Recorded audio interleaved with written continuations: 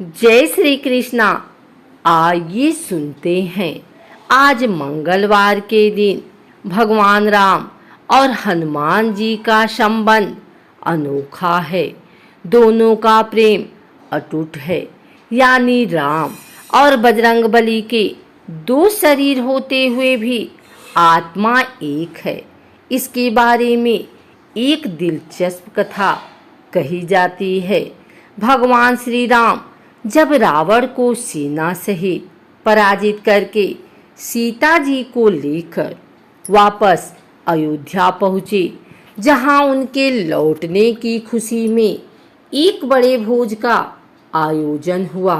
वानर सेना के सभी लोग भी आमंत्रित थे, लेकिन वे सभी आखिर थे तो जंगलों में रहने वाले वानर ही न। उन्हें सामान्य सामाजिक नियमों की पहचान नहीं थी। इसलिए वानर राज सुग्रीव जी ने उन सबको खूब समझाया। उन्होंने कहा, देखो, यहाँ हम मेहमान हैं और अयोध्या के लोग हमारे मेजबान। तुम सब यहाँ खूब अच्छी तरह शिष्टाचार के साथ पेश आना, जिससे कि हम वानर जाति वालों को लोग शिष्टाचार विहीन न समझें। इस बात का ध्यान विशेष रखना।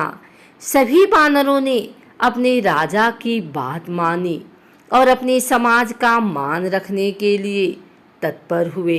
तभी एक वानर आगे आया और हाथ जोड़कर वानर राज सुग्रीव से कहने लगा, प्रभु, हम प्रयास तो करेंगे कि अपना आचार व्यवहार अच्छा रखें, किंतु हम ठहरे बंदर, कहीं भूल चूक भी हो सकती है। तो हो सकता है कि अयोध्या वासियों के आगे हमारी छवि अच्छी नहीं रहे। इसके लिए मैं प्रार्थना करता हूँ कि आप किसी को हमारा अगुआ बना दें, जो न सिर्फ हमें मार्गदर्शन देता रहे, बल्कि हमारे बैठने आदि का प्रबंध भी सुचारू रूप से चलाए। कहीं किसी वस्तु के लिए वानर आपस में लड़ने भिड़ने लगे तो हमारी छवि धूमिल हो सकती है। उस बुद्धिमान वानर की बात सुनकर वानरों में सबसे ज्ञानी और श्री राम के सर्वप्रिय तो हनुमान को सभी का अगुआ बना दिया गया। भोज के दिन श्री हनुमान सबके बैठने वगैरह का इंतजाम करते रहे। पूरी वानर सेना को ठीक से बैठने के बाद हनुमान जी जब श्री राम के समीप पहुँचे तो श्री राम ने उन्हें बड़े प्रेम से कहा कि तुम भी मेरे साथ ही बैठकर भोजन करो।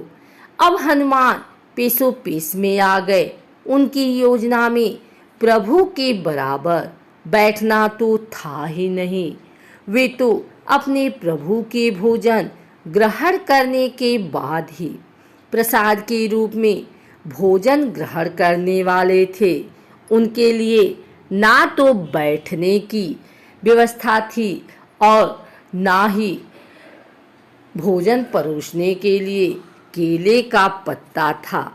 इसीलिए हनुमान जी बेचारे पेशो पेश में थे। वे ना तो प्रभु की आज्ञा टालने का साहस कर सकते थे और ना ही उनके साथ खाने बैठ सकते थे। लेकिन प्रभु तो भक्त के मन की बात जानते हैं ना। तो वे जान गए कि मेरे हनुमान के लिए केले का पत्ता नहीं है और ना ही स्थान है। तब उन्होंने अलौकिक कृपा से अपने साथ हनुमान के बैठने के लिए स्थान बढ़ा दिया। जिन्होंने इतने बड़े संसार की रचना की हो, उन्होंने जरा से और स्थान की रचना कर दी। लेकिन प्रभु ने केले का एक अतिरिक्त पत्ता नहीं बनाया।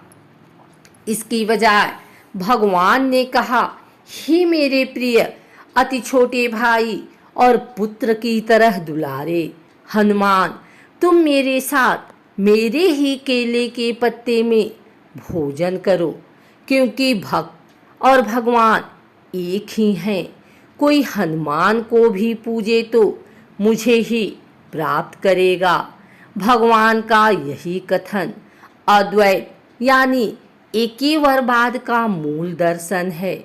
इस पर श्री हनुमान जी बोले, हे प्रभु, आप मुझे कितने ही अपने बराबर बताएं, मैं कभी आप नहीं होऊंगा, ना तो कभी हो सकता हूँ और ना ही होने की अभिलाषा है।